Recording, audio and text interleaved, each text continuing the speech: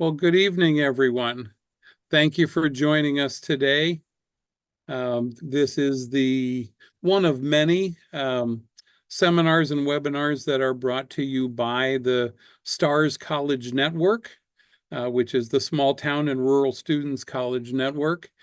We're going to give you just a minute or so before we get started so that other people can sign in. As I mentioned, this is one of the webinars for the STARS College Network.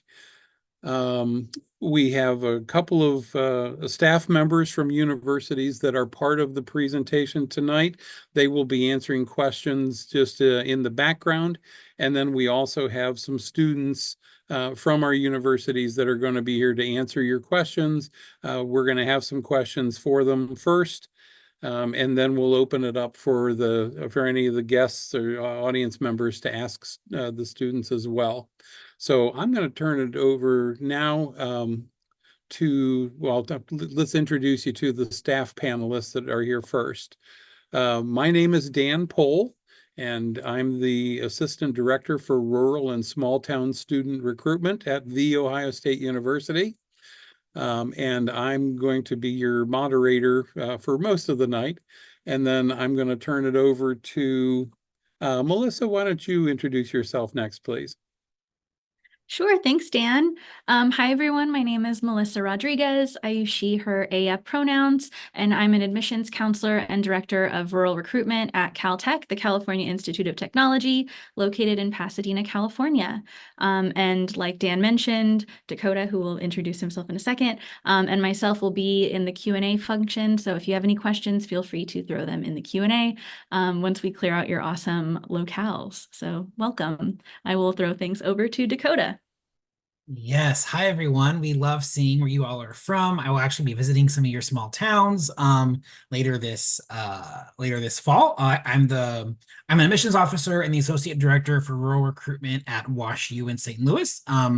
I also lead I lead all of our rural initiatives, but I specifically recruit from students in Iowa, Illinois, and Missouri. So if you're in those home states, I might be in your neck of the woods later this fall. But thank you all for joining us this evening. We're so excited to have you all as part of this panel, and we'll get moving here soon. Yeah, awesome. So if this is not your first call or first panel with us, then you know that we are the Small Town and Rural Students Network, a consortium of 32 universities across the country who have come together to increase college access for rural students across the country. If you're not new to us, you might know that we have expanded, though, to 32 schools. There were WashU, Ohio State, and Caltech were all part of the founding 16 original universities. We have now expanded to 32 universities across the country, literally coast to coast, as you can see here, all the way from New England down to Southern California, all the way down to the Southeast.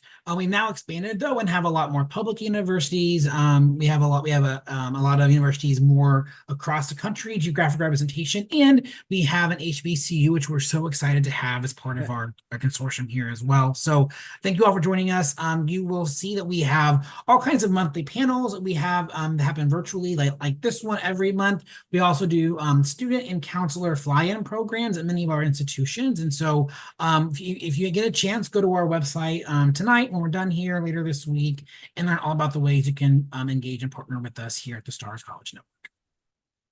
Thank you, Dakota. And we will have a slide later on in the presentation that will give you some more ways to get engaged with the STARS College Network and to gather more information as you go through your college search process. So now we're at the meat of what we're here for today is for you to hear from students. You know, the students that are part of the panel today are all from rural communities and small towns. And we want you to hear from them so that you can recognize that there are great students who come from similar backgrounds as you do, who are enrolled at these wonderful universities that are part of the network, and they're doing great and successful work. So I'm going to ask each of the panelists to introduce themselves. Right now, actually, one of them has not joined us yet, but I'm going to ask the student panelists to please introduce themselves, just the name, hometown, what university you're attending, and your major, please. So Emma, would you start us off, please? Sure. Hello, everybody. My name is Emma Olinger. I'm a rising junior studying bioengineering at Caltech, located in Pasadena, California. I am originally from Junction City, Oregon, which is located in the Willamette Valley. Thank you, Emma. Skylar? Hey everyone, my name is Skylar Goody. I am a fourth year student at Ohio State University. I'm from Chillicothe, Ohio, which is in Appalachian, Ohio. And yeah, excited to be here. Great. Thank you. Haley? My name is Haley Montgomery. I'm from Waterloo, Illinois, and I go to Washington University in St. Louis studying computer science, and I am a rising junior. Wonderful. Thank you very much for joining us. And I know that this is either getting very close to your first days of classes or maybe during the first week that you're back in classes. So appreciate your taking the time to be on the panel tonight. So what I'm going to do is we have a couple of pre-prepared questions that I will ask just to kind of get the ball rolling a little bit, and then we will open it up to the audience. We've got a good number of students who are joining us tonight, so we want to make sure that we get as many of their questions answered as possible. Students, guests, if you have questions that you would like to ask any of these panelists, please put them in the Q&A. If there are administrative questions, then our staff members are going to answer those for you. But for the questions that you want to ask of the student panelists, we're going to try to answer as many of those as we can before we end the program tonight. So please use the Q&A and ask us the questions that you'd like to have answered. But let me start out by asking the first question I'd like all three of you to answer. And let's just answer them in the same way that you introduced yourself. But if you would, please just talk real quickly about what your experience was like with the college search and the application process. So Emma, do you want to start us, please? Okay, I would say that my college search process throughout high school was a little bit interesting, just because I'm also a low income student. So for me, the ability to pay for college was like a very important and stressful factor to me. So I was actually like chasing scholarships more than schools initially. So I'm a QuestBridge scholar. I was matched to Caltech. If people don't know what it is, it's a scholarship program that offers a full ride for 4 years to one of the QuestBridge like college match partners. So that being said, my application process was also a little bit different, just because QuestBridge like has their own application outside of Common App. So you go through like one round to get into the program and then a second round to get matched to a school. My experience finding this program though was also a little bit interesting because no one at my school had done it before. Like my guidance counselor, wonderful, but she didn't even know it existed. So she and I like had to kind of navigate that process together very much like for the first time. So yeah, there's definitely a lot of trial and error. But yeah. Thank you. Skylar? So similar to Emma, a lot of my decision making came down to financial aid. So I remember applying to about 10 schools, a mix of public and private, just seeing which places had different financial aid programs. Some schools had different programs where if your parents made less than a certain amount, you would automatically get free tuition. Or if you were Pell eligible, you would get free tuition. Different programs like that were schools that I was really looking for.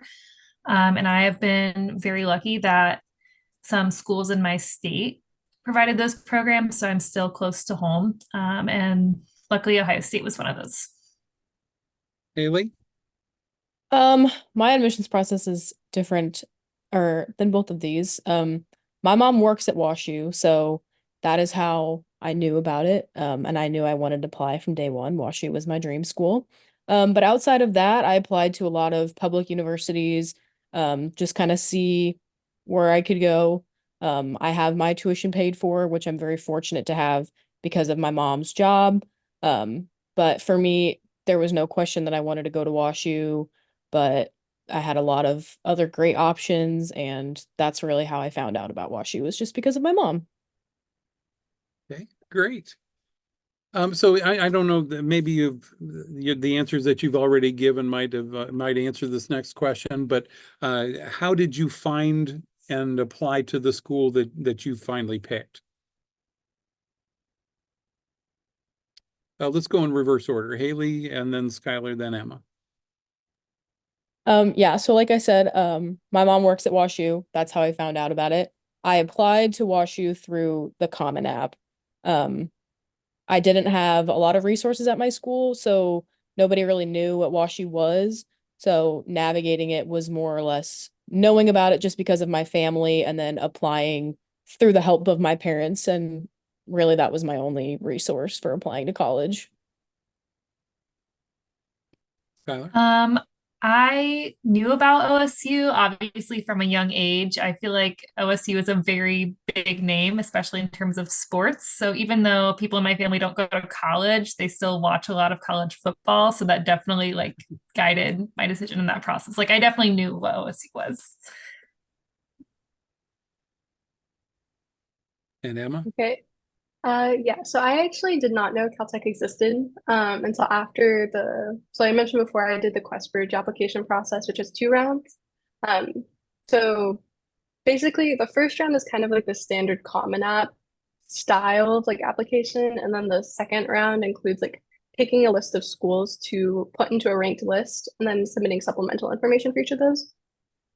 So after I got past the first round, I had to suddenly come up with a list of schools to then like submit for the second round. Except since I hadn't really been looking very much at schools, I had like I think I only had like 3 schools in mind at the time. And of course I figured if I had this opportunity, I might as well try to like maximize my like odds of getting in somewhere. So Caltech ended up being attractive to me primarily because of its small size and how much it advertised giving research opportunities to like undergraduate students, which was something I was really interested in. Additionally, I really liked the location. But besides that, I really didn't know anything about Caltech when I initially applied. So that was kind of like interesting. So yeah, I think if I had known more, it would have been my top choice. But it was kind of like the application process in general is kind of just like throwing my hands up in the air and like seeing what stuck. Okay, well, thank you, all three of you. And just, you all attend wonderful schools, and have to be good students to get admitted to those. But just so that our audience knows that you're actual real people and real students, I'd like you to just real quickly mention some of the other things that are part of your normal day outside of classes. So what kind of extracurricular activities or fun things do you do on a normal day? And let's start with Emma on this one. Okay, let's see. I think my answer will be okay. My day-to-day life is actually very academic heavy, even if it's not with classes specifically. So in addition to classes, I do independent research year-round in a lab on campus. And then I'm also a teaching assistant for a introductory like bio lab. So between those 3 things, as well as like part-time jobs with the admissions office, and I'm also a student waiter, that takes up a lot of my time. But my additional free time outside of that consists mostly of painting, which my background's blurred so you can't see, but like all the things on the wall were things that I've painted. And then also Pasadena has some really good hiking spots. So those tend to be pretty good, like summer weekend activities, especially. Okay, Skylar? So aside from academics, like Emma, I also do independent research. I'm currently in my senior year, so I'm writing my undergrad thesis, which I'm very excited about. I lead 2 student orgs, one of which is like a volunteer-based org. I work different part-time jobs, one of which I'm really excited about. I work with the incoming freshman class for my department, helping them adjust to college. And when I'm not doing that, I like spending time with my housemates. I live in a very full house with 7 other people, and I love every second of it. Haley? I am very active in the WashU Recreation Center. I work at the rec center. I'm a volleyball ref. I'm also an intramural supervisor. So I have a couple jobs on campus, including I'm also a rural peer ambassador at WashU, which I mainly do during the summer, which is where I kind of serve as an peer ambassador to other rural students from high school, just like all of you. But I love playing volleyball. I grew up playing volleyball. I am going to try to play on the club team this semester. I also live relatively close to home because I live in Illinois, which is right across the river. So I honestly like to just go home and see my family, spend time with my sisters, see my parents. I have a lot of time outside of classes that I just like to, you know, do things that I like to do. Okay.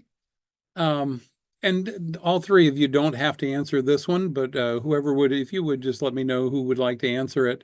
Coming from a smaller and rural community, what excited you about going to college? And then conversely, what challenges did you face? Go ahead, Haley. I think obviously the most difficult thing for me was coming from a very small town. There wasn't a lot of diversity. Um, Everybody was very similar. We all had similar upraisings, and there just wasn't a lot of racial diversity, sexual diversity. Everybody was more or less the same. Which I was very excited about going into WashU. I was really excited to meet people with different religions and people of different races. Like, it was very exciting going and meeting new people, but at the same time, it also was challenging, having so much different culture that I just wasn't aware of, and I had to learn about, to try to just be familiar with people's backgrounds. And it just was difficult being around so many things that I didn't know just out of ignorance and wanting to respect everybody and their backgrounds, but just simply not knowing enough just because of where I was from. Okay. Skylar, you're at a very large university and from a small town. What excited you about coming to a large campus, and what were the challenges you faced? I think I was excited about just how different it was and just to try it out. So OSU, I think, is like 60,000 students. Dan, you might have to correct me on that. And my town, while not probably the smallest town of most people here, is like 20,000 people. So going somewhere that is triple the size of my town, plus being in the fastest growing city in the Midwest, is definitely an adjustment.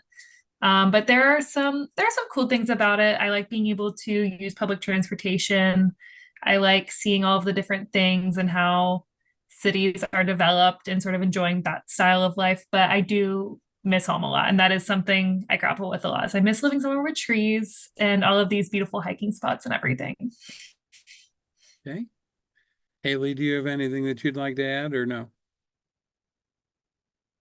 Um, it was very similar to me. Just going somewhere bigger.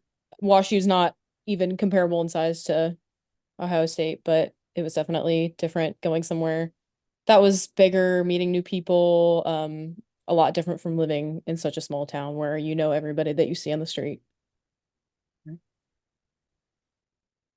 So since you're already on, Haley, let me ask you to answer this one. In your transition to being a college student, what did you find that was easier than what you had expected, and what was harder than you had expected? Honestly, for me, I fully expected to go into WashU and struggle a lot in my classes. Which of course the classes are difficult so that you're prepared. But I went to a high school with two AP classes. My teachers, they were qualified, but they weren't, like they didn't go to very prestigious universities, and my classes just relatively weren't super, they didn't prepare me for what I expected to see at WashU, but I actually went to school and did very well, and I felt more prepared than I expected to, um, which was really great. And I thought that I was going to have a very, very difficult time and I was going to struggle a lot, but I actually found that I was more prepared than I thought. And if you're a hard worker, then you're more than capable of doing well wherever you end up. Can I ask you to expand on that a little bit? What was the biggest difference academically, and what resources helped you through that? I think coming from a small town where I didn't have as many resources, you kind of have to learn to teach yourself certain things. And, when you go to college, you're in a lecture hall full of 300 students, and your professor only has so much time to tend to every individual student. And obviously, those are in the bigger lecture halls. There are smaller classrooms, but you kind of have to figure out how to do it when you get into a college classroom. And so I think my background specifically, where I had teachers that couldn't really answer my questions about super prestigious universities or going somewhere in a big classroom, it actually did end up helping me because in high school, I kind of had to teach myself and learn things on my own. And that's actually a nice skill to have when you're in college. And I think even though I didn't take 20 AP classes, I was more than enough prepared for the classes at WashU. Okay. Skylar, what about you? Same question about your transition. What was easier than you expected? What was harder? For me, my social transition was a lot easier than I had expected it to be. I was expecting to really struggle to meet people, but different universities might have programs where you have like a learning community. So people you might live with who have a similar interest. And I opted in to do one of those for my first 2 years at Ohio State. And that's how I met a lot of my housemates. But I would like to counter Haley's point a little bit and say it's okay if you're coming from a small town and you do struggle a little bit. Because I remember being in my first like Gen Chem class at OSU. It's huge. I don't know how big the lecture hall is, maybe 300. And I really struggled because I didn't take AP Chem in high school. I hadn't taken a chemistry class in 2 years. And the one that I took, it was very easy. So it was content where it was my high school chemistry class for sophomore year. So it wasn't super challenging. So when I got there, the sort of like rigor in the content, a lot of people had like just taken these classes and they were very well prepared and they sort of knew from their high school experience what to expect. And I felt a little bit clueless.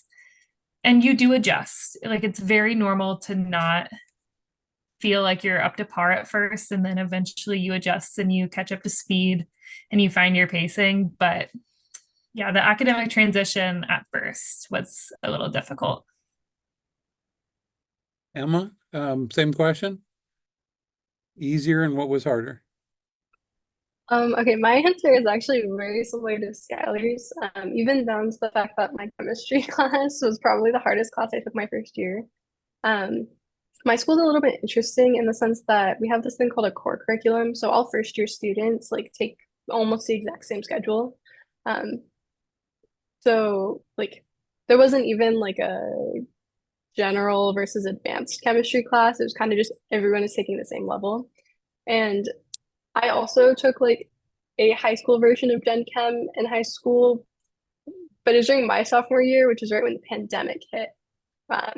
And my school didn't have the technology really to like support virtual learning. So my high school like education kind of stopped for the most part once the pandemic hit. So like Skylar was mentioning, that was definitely like a rough transition for me. Luckily, my school does have a lot of like academic support resources through like tutoring programs paid for by the dean's office. And like since all first year students were taking the same classes, like everyone was very willing to like collaborate and help each other. So that kind of leads into my second point where I think the social aspect was also much easier for me than I expected. Granted, I do go to a smaller university. It's only about, I think my college is about twice the size of my high school. So not quite as big of a like gap like OSU or WashU. So like it was much easier to find people that I clicked with than I was expecting.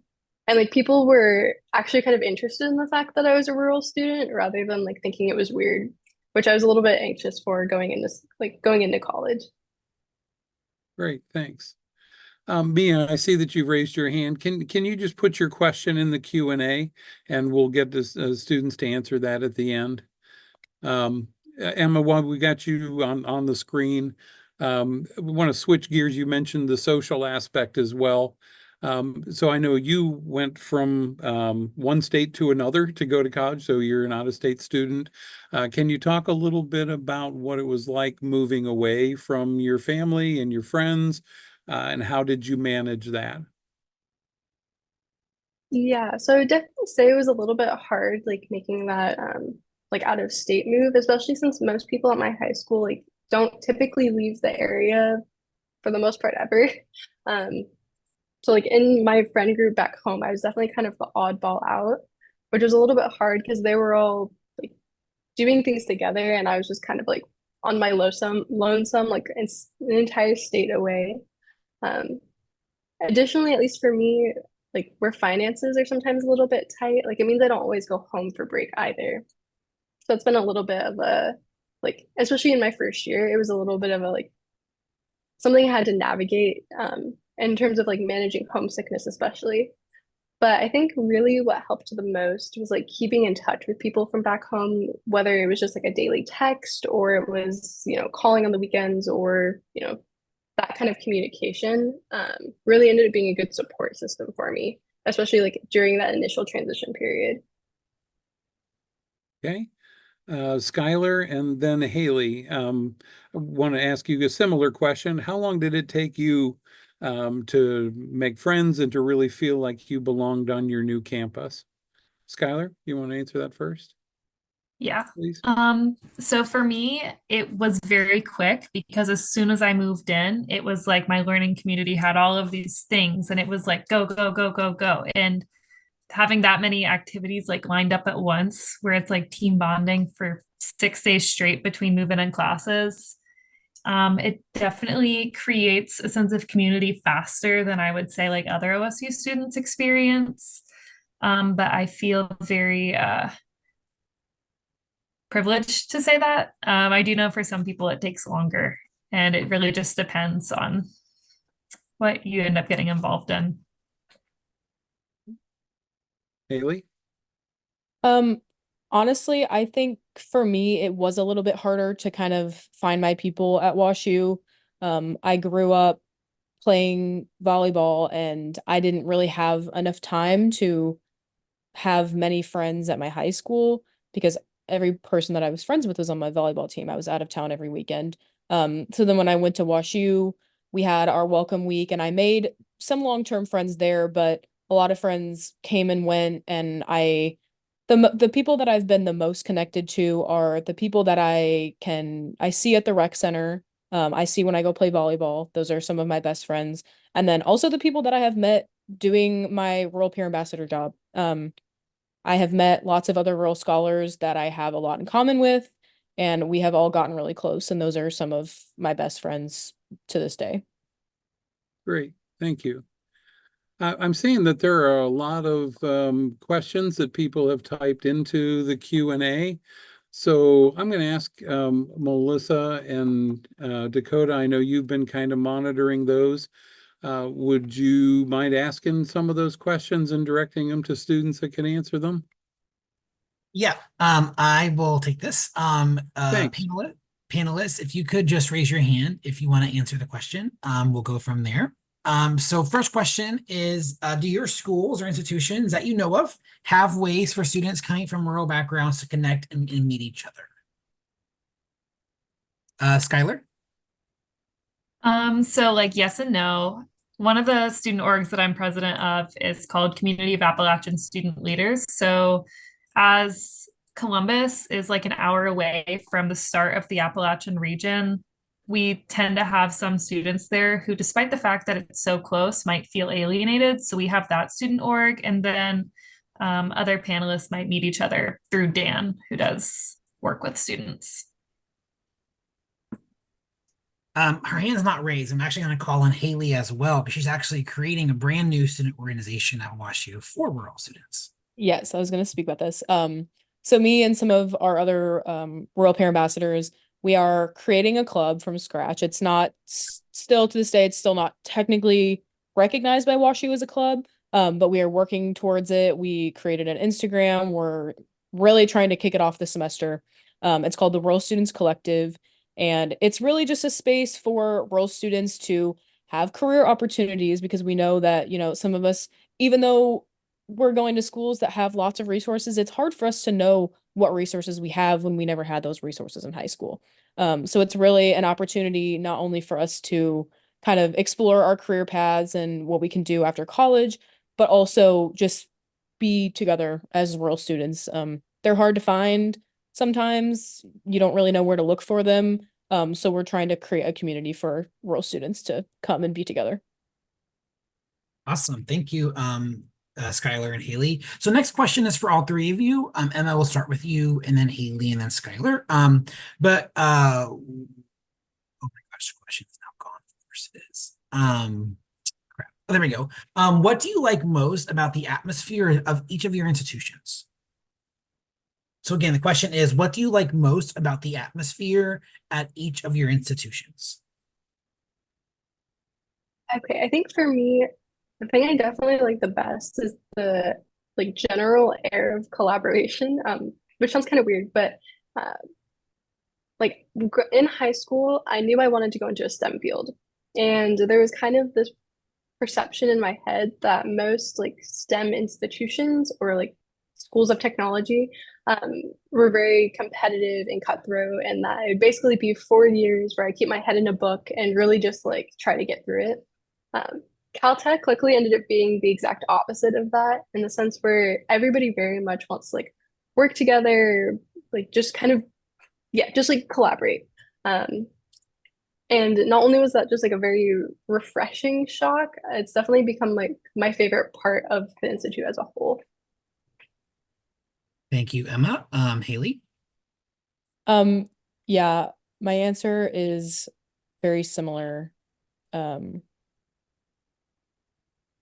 Okay, wait, can you repeat the question for a second for me, Dakota, please? Yeah, you're fine. What is one of your favorite things about the atmosphere at WashU? Okay, yeah, sorry, I'm like reading through other questions and I'm like thinking about those. But it's very similar. WashU, you would expect to be kind of cutthroat, and honestly, at my high school, it wasn't super competitive, but there were definitely a few people that were competing for the top spot, competing in some of the more difficult classes. But that's just not how it is at all. Like, and this seems kind of cheesy to say, but like every single person you pass will say hi to you, wants to talk to you, wants to get to know you. Everybody is just so friendly. I haven't met a person that is out to get me, wants to do better than me on something, wants to prove that they're smarter than I am. Like everybody works together, everybody wants to be a team. It's just so great to be in an atmosphere where everybody wants to help the other person and just be friendly. Thank you, Haley. Skylar, your turn. Sort of similar to Haley. I can't say that I haven't met anyone who's like competitive at all, because it's a massive school. I mean, surely there are some competitive people, but I will say that a lot of people understand that OSU is a really big place. So people are very inviting, and people are very willing to have like this like yes plus one attitude of like inviting people in, which I think is really nice. Awesome. So next question, and I'm pretty sure you all answered this earlier, but I'm seeing it quite a bit. Melissa and I are seeing it quite a bit in the questions. But so we'll do Skylar, Haley, and then Emma this time. How was the transition from living in a small or rural town, to living in an urban setting? Because I know that all of you are in a more urban place now than you were in high school. So how was that transition? Kind of how did you overcome that, and what resources did you utilize to overcome that transition? So I think the different part of the transition for me was like at home, I drive everywhere, and it's like there's sort of some distance between me and all these places. And then you live in a city, and like there's a bus network for my campus. My campus is so big, there's like 6 different bus routes going over the place. And then there's like the city buses, and there are all these different things, and it's a lot to navigate at first. But I definitely quickly found people who grew up in urban centers like Chicago. So it was a point of understanding between the two of us. Like she might learn things from me, but I am learning a lot of things from her of like how to use these different things and how people in cities might live differently. Yeah, I feel for me it was a little similar. I don't know if it's like this at other schools, but at WashU, when you're a freshman, you can't have a car on campus. So one thing that was a little bit more confusing for me, like Skylar said, was, you know, in Waterloo we go to Walmart for entertainment, and you just drive there and you just walk around, and it's a good time. But at WashU, you know, there are places that you can go, but you don't have a car. So it was difficult for me having to navigate, like, when do I buy an Uber to go here? And you know, there's movie theaters, there's activities to do, there's things on campus for us to do. So knowing, one, how much money should I spend on entertainment, and two, what can I actually do on campus? Because everything is here for me, everything is within walking distance. And that's not how it was in my hometown. You had to drive everywhere. 30 minutes to get to a mall, or 30 minutes to get to a Chick-fil-A. Like, so just knowing what's near you, what you can do for fun, rather than everything being so spread out. Yes, I would agree with what both Skylar and Haley have said. I would also add on, like, and I don't know if this is just me, but also how loud the city was. So like back home, right, I'm like a small town in a rural setting. So the loudest thing after like 7 p.m. was probably the train that cuts right through town. And like that's basically it.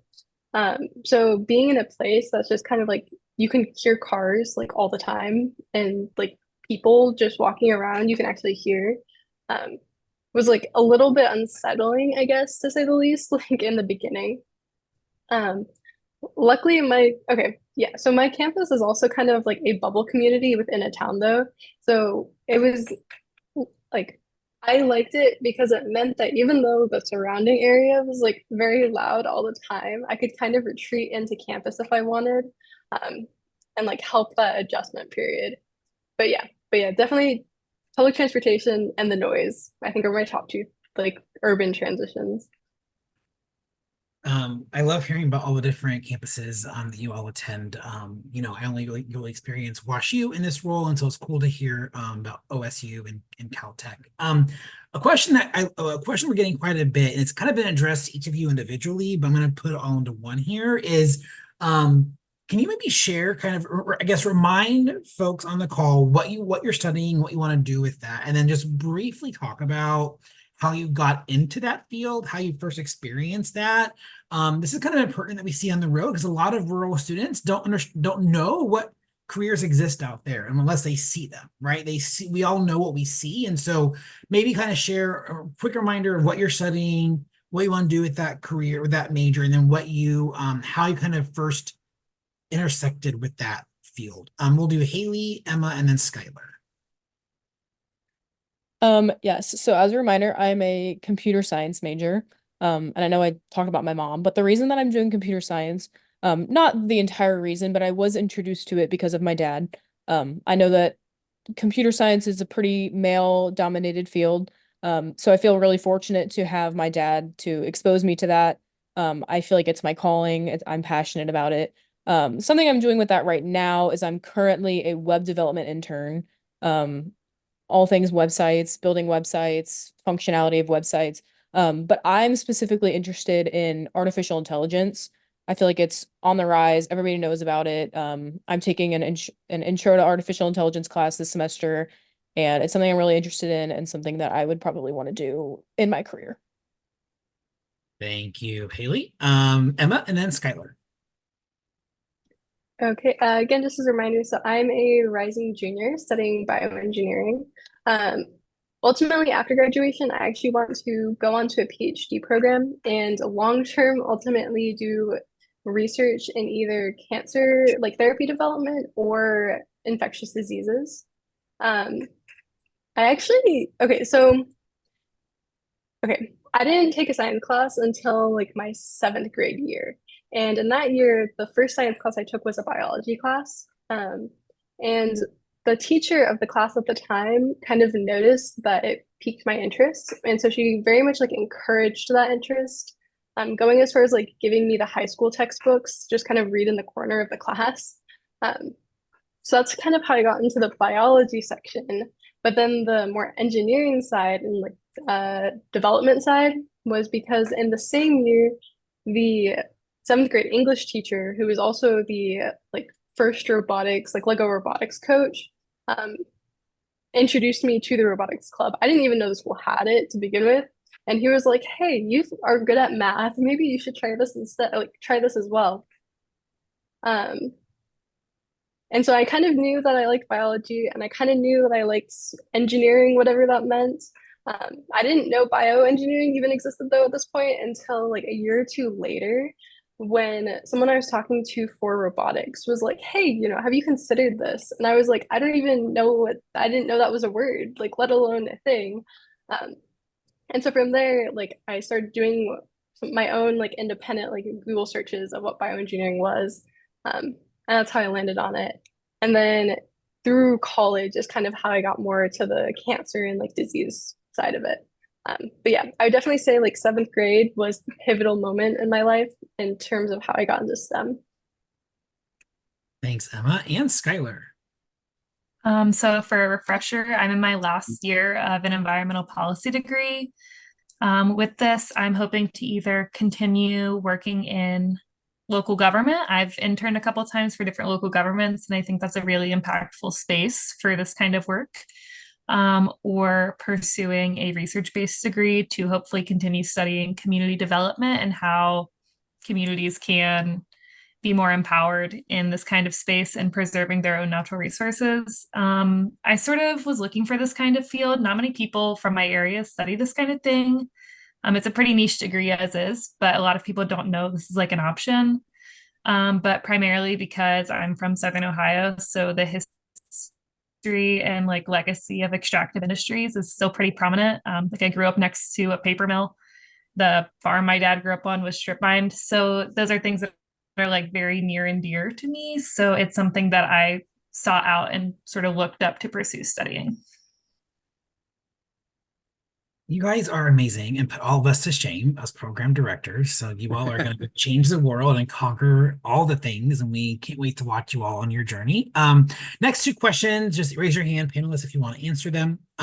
First one is, as you all have shared, rural high schools have varying levels of rigor and support and preparation. And so did any of you feel underprepared going into rigorous environment at your university? And if so, how did you address that? Was there a resource or an office or a person that really helped you overcome that lack of preparation that you felt? Emma. Okay, I would say I very much felt underprepared, especially going to a place like Caltech. Let's see. So, okay, in terms of how I handled that, I think the core curriculum that I had mentioned earlier was really like pivotal for getting my preparedness, I guess, up to what I thought it needed to be. And then in addition to this, I also participated in what's called FSRI. It's a program that my school puts on the summer before your first year, where you basically come to campus a little bit early and you do a 6 to 8 week like CS and math like boot camp, essentially. Yeah, so I'd say like those two things definitely helped. And then also just like being willing to ask for help from like my fellow peers as well. Because I definitely realized like with like partway through my first term, I would say that even though I felt very underprepared in a lot of ways, like everybody felt unprepared in something. And so like kind of finding a community of my own peers where we were willing to help each other with all of our like strengths and weaknesses was really like the turning point, I think, for like my ultimate academic success. Thank you, Emma. Skylar. So I did feel underprepared in a couple of ways. So my school didn't have like an environmental science course. And a lot of the reason other people in my department wanted to pursue a degree in environmental science or environmental policy was because they had taken an environmental science course. But there are a lot of ways that you just sort of have to trust yourself. Like I unfortunately did not access any resources my freshman year that I should have. You should do that. I should have gone to chemistry tutoring, but I didn't. But in a lot of ways, you just sort of have to like trust yourself to follow your own interests and sort of strive in your areas that you excel in. Yes, you have resources at your schools. Please use them, as the wise Skylar just said. Next question, again, panelists, raise your hand if you want to answer them. Answer this one is, was there, how to phrase this question? Was there a unique challenge that you faced, academic or not, that you were able to overcome through resiliency or self-advocacy or supporting or reaching out to other partners? So maybe a roommate challenge or maybe a transition challenge. Was there a unique challenge that you had to face your first year? And how did your institution help you overcome that challenge? Haley.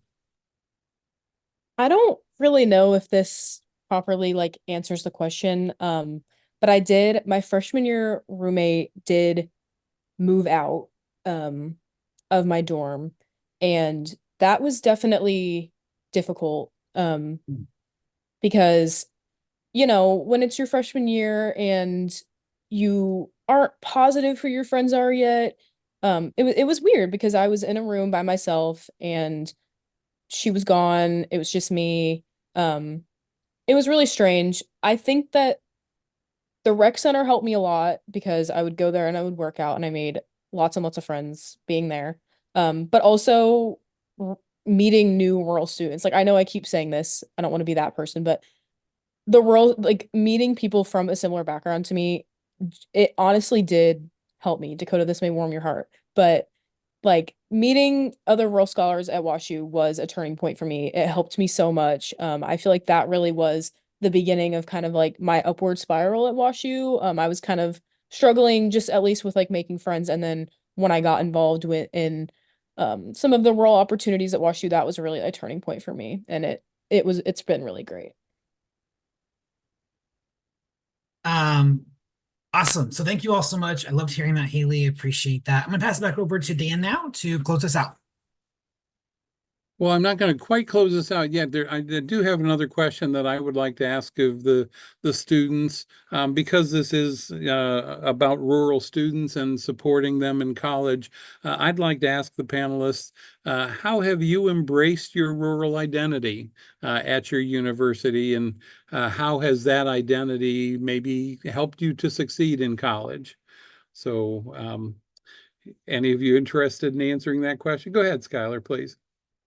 So my undergrad thesis is actually on community development in Southeast Ohio, which is where I'm from, a rural community. And I've really embraced it. It sort of has framed like how I see the world and the issues that I think are important. So when I talk about wanting to work in government or I talk about wanting to continue research, it's on rural communities. Like literally caring about the place that I'm from has led to my success as a student here. I think being a rural student has been very impactful for me. It's never really something that I've shied away from. I know there are some people that are from a rural town, but are kind of embarrassed to talk about it or don't really want it to be a part of their background. But you know, I kind of tell people that when I meet them. It's not a secret for me.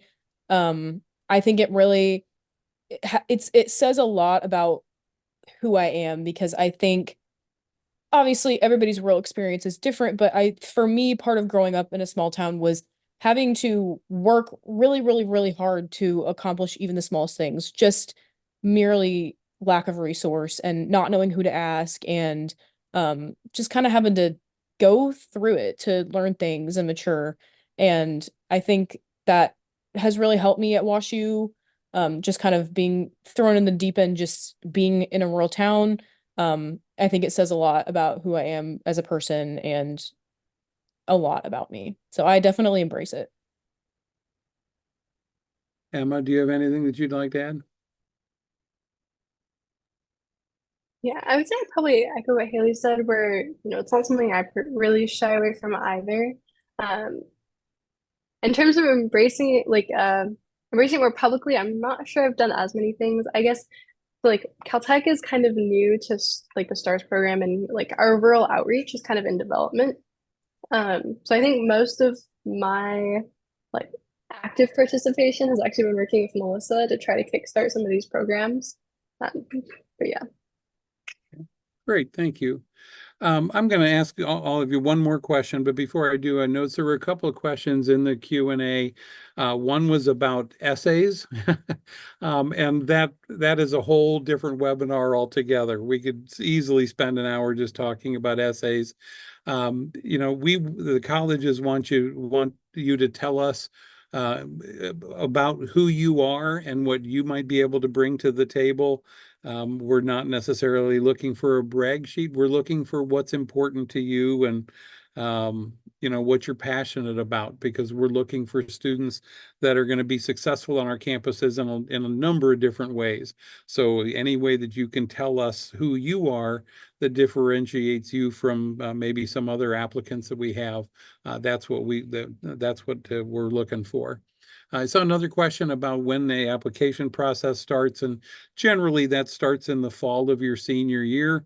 A lot of the universities in the STARS College Network are on the Common App, and that Common App will opened on August 1st. So it's available now. But if the school you're looking at is not on the Common App, you just need to go to their website and find when that application is available. But generally that happens in the fall of your senior year. Okay, so one last question for all three panelists. If you could think back to your high school senior days, what is the best advice that you could give to the students who are on our webinar today? Emma, go ahead and start us if you would. Okay, I would say I have two pieces of advice, which almost sound contradictory. I would say the first and foremost is to take a deep breath and try not to stress too much about the college application process. Because ultimately, acceptance or rejection, it doesn't actually define who you are as a person. And what schools look for is ultimately that you would be happy there. And so therefore, I wish I hadn't stressed as much, I guess, about where I was going to get in, because ultimately I think where I ended up was the best fit for me anyway. The second thing, which again sounds a little contradictory, is time management. I submitted my Caltech supplemental information exactly 30 seconds before the deadline, which I don't really recommend, to be honest. But yeah, so yeah, a little bit of contradictory information, but I think they are both important. Very important. Okay. Haley. I think specifically in the actual transition to college, wherever you may decide to go to college, and this sounds cliche, but try new things. I was very set on playing volleyball when I got to college, and then I had a pretty horrible shoulder injury, which put me out of volleyball. And I think that maybe my struggles socially my freshman year had to do with the fact that I didn't try new things. I wasn't getting involved in anything. So I think keeping an open mind, there are hundreds and hundreds of clubs at almost every school. Just join a club, just see what happens, try to find what you're passionate in. And everything will come after that, and you'll find friends and you will truly be happy. Skylar? I would say that even when you feel different because of your background or where you're from or the things that you've been exposed to, you also have a unique and valuable perspective that might be different and add to the discourse at your university because of where you're from. I feel like I experience this a lot, where there are things that other people wouldn't consider that might play more into my lived experience than theirs, and that's just as valuable. So don't be ashamed of where you're from, basically. Great. Thank you very much. Melissa, I'm going to ask you to take over on this slide, if you would, please. Yeah, thank you so much, everyone, for your questions. So to learn a little bit more about STARS, feel free to scan the QR code that you see there. Like Dan mentioned at the beginning of the webinar, we have expanded. We were previously 16 schools, now grown to 32. You can see the list of those on starscollegenetwork.org. You can register for future programming. We host at least one virtual webinar every month. You can see when we're on the road. You can also check out the details behind our partnership with Schoolhouse and Khan Academy. Some partner schools have partnered so hard with schoolhouse.world that we are also considering some of their certifications in our admissions process as a way to kind of expand and widen the pathways to eligibility for admission. And you can also learn about financial aid options and affordability. There is the My Intuition tool available on the resources tab. My Intuition is similar. It's similar to the net price calculator, but far less comprehensive. The net price calculator can take a lot of time and information in order to process the whole, get your estimate. The My Intuition process takes 5-6 minutes. It's far faster. And it also gives you an estimate of a low end of what your family might expect to pay for college, a middle end, and a high end. So it's not just one set figure that you feel kind of tethered to. So there's a lot more to come, as the last bullet point there says, but I will pass things over to Dan to close us out. Wonderful. Thank you, Melissa. We have come to the end of our hour, and I want to thank everybody for joining us tonight. I do want to thank Melissa and Dakota for being in the background and answering all those questions and even raising them from the Q&A. I certainly want to thank our student panelists, Haley, Emma, Skylar. Thank you so much for taking your time. Great answers, and I think our guests got some really good information from you. Good luck with the rest of your school years now that they're started, but thank you again for taking your time. For our guests that have joined us today, thank you for taking the time to try to learn about the college going process.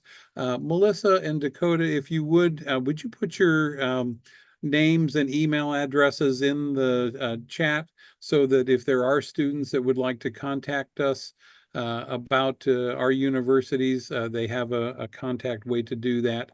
We'd appreciate that. But again, students, thank you for joining us tonight. I know we didn't get to all of your questions. I apologize for that, but in an hour, it's just hard to do that. But I think we answered as many of them as we could.